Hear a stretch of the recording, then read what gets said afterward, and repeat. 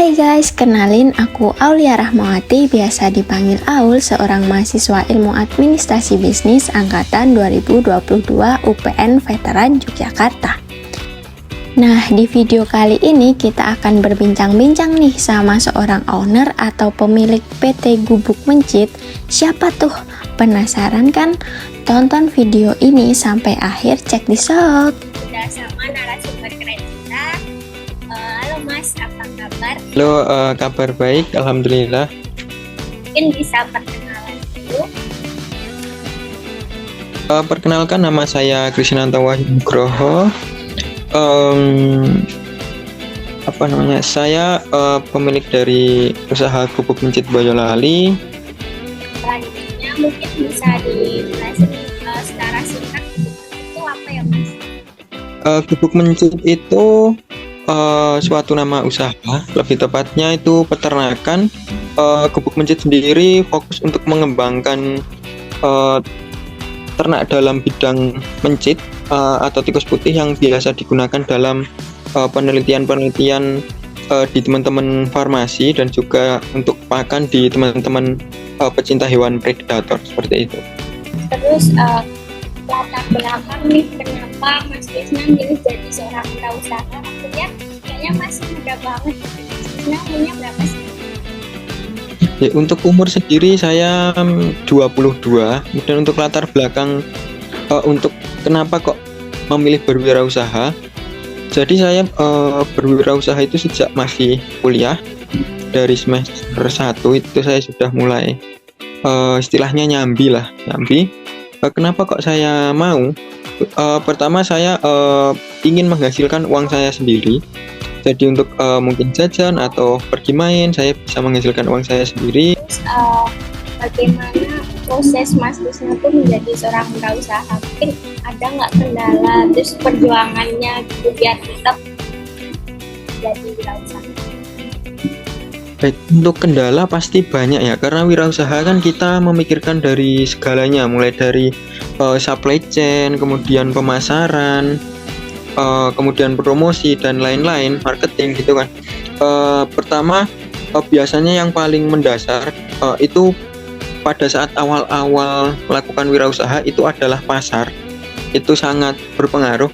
Pasar itu tidak bisa dibuat dalam waktu 1-2 hari atau 1-2 bulan. Terkadang bisa 1-2 tahun itu pasar baru terbentuk. Pasar dalam artian market untuk memasarkan hasil wirausaha kita ya, seperti itu. Jadi tidak bisa kita bayangkan hari ini kita wirausaha, bulan depan kita sudah menerima hasil seperti apa yang kita inginkan, itu belum tentu bisa. Kemudian kendala lainnya adalah pasar itu sendiri. Pasar itu fluktuatif, jadi tidak bisa selalu kita prediksi kondisi sama. Akan ada suatu ketika barang di pasar itu melimpah sehingga harga jatuh, kita kesulitan untuk menjual, semacam itu. Kemudian nanti karena saya di bidang ternak juga, mungkin pakan yang terkadang naik sangat tinggi, kemudian agak turun juga. Kemudian cuaca itu juga sangat berpengaruh, karena kita berbicara tentang makhluk hidup ya. Jadi untuk wirausaha sendiri, untuk kendala-kendala itu pasti banyak. Tapi apabila kita mau belajar, kemudian mau improvisasi, untuk kendala-kendala tersebut tidak akan tidak akan memberi kesulitan yang berarti lah. Pasti kita bisa untuk melewati kendala tersebut. Berarti selama ini banyak ya Mas rintangan yang udah dilewati sama Mas Krisna. Terus Krisna nih, betul nggak kalau berwirausaha itu faktor utamanya kreatif dan inovatif? Kalau dari faktor utama wirausaha itu, faktor pertama yang mencetuskan itu memang betul, kreatif dan inovatif. Tetapi apabila kreatif dan inovatif tidak didukung dengan mental berwirausaha, itu tidak akan terrealisasi usaha tersebut. Karena apa? Mental berwirausaha itu sangat penting. Misal kita punya, sebetulnya ide ini sangat bagus, mungkin peluang di pasar 90% bagus. Tapi kalau kita tidak punya mental, pasti kita itu berpikiran yang negatif dulu. Misal katakanlah jualan donat. Jualan donat mungkin ini mangsa pasarnya sangat besar, peluang pasarnya besar banget. Tapi karena kita nggak punya mental, kita pasti berpikir negatif.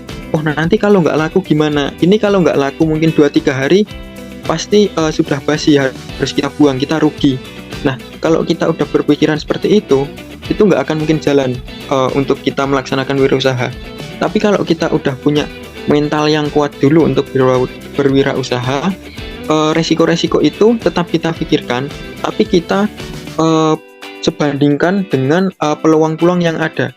Kita bandingkan, ini peluang sama resiko itu tinggian mana. Makanya itu kan ada analisis kelayakan usaha, kemudian ada analisis SWOT, itu kan untuk menentukan peluang dan resiko itu besar mana. Apabila besar peluang, maka kita harus ambil. Nah itulah mental berwirausaha yang menurut saya itu sangat penting untuk merealisasikan usaha di samping kreativitas dan inovasi tadi. Sampai sekarang Gubuk itu masih survive gitu ya Mas, dengan segala tantangan risiko yang ada. Dan saya dengar-dengar juga udah jadi PT ya Mas, Gubuk Mencit. Ya, untuk Gubuk Mencit sendiri alhamdulillah masih sekarang, meskipun sudah banyak kendala, bahkan di tahun kemarin saya 8 bulan tanpa produksi, tapi pakan tetap berjalan karena ada suatu kesalahan atau insiden itu. Dan alhamdulillah untuk di tahun kemarin di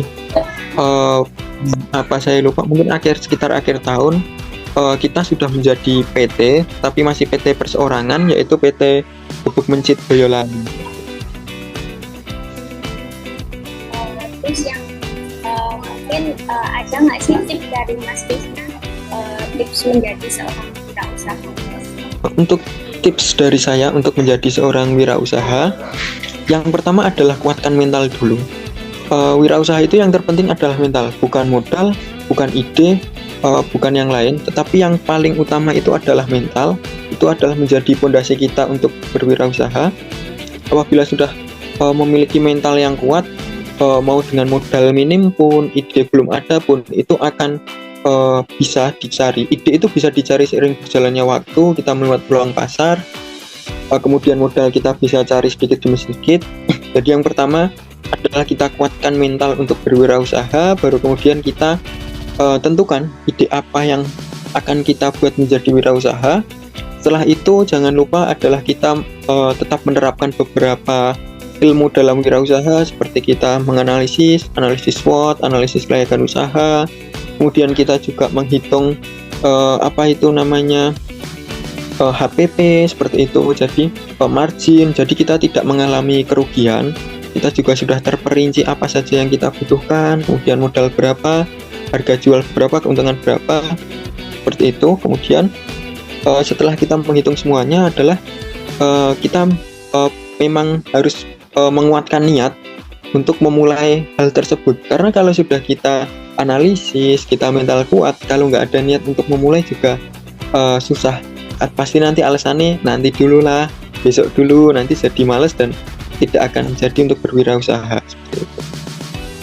Berarti kalau boleh aku simpulin, berarti menjadi seorang wirausaha itu kita harus kuat mental, terus harus ada niat gitu, biar nggak males, biar di tengah jalan tuh nggak berhenti di Mas, dan kita harus ada ide juga inovasi agar terus berjalan. Iya, betul banget. Mungkin dari Mas Krisna ada yang mau disampaikan? Mungkin dari saya itu juga buat teman-teman yang mau mulai berwirausaha, jangan lupa kuatin mental, niat, kemudian jangan lupa terus berimprovisasi, karena usaha itu apabila kita monoton di situ saja, usaha kita juga akan stuck di situ aja dan kita nanti akan mudah bosen. Nah kalau bosen nanti lama-kelamaan usaha akan mengalami kemunduran. Jadi jangan lupa untuk terus melakukan improvisasi dengan kreativitas teman-teman masing-masing, sehingga kita juga bisa membuat fresh konsumen kita, sehingga selalu fresh dengan produk-produk yang kita hasilkan. Tidak hanya itu saja, sehingga konsumen juga tidak bosan, sehingga pemasaran kita terus dalam grafik itu bisa terus naik, tidak stuck atau mungkin turun seperti itu. Makasih atas waktunya dan kesempatannya. Mungkin itu aja saya sampaikan. Terima kasih sekali lagi. Assalamualaikum. Sehat selalu Mas. Waalaikumsalam warahmatullahi wabarakatuh.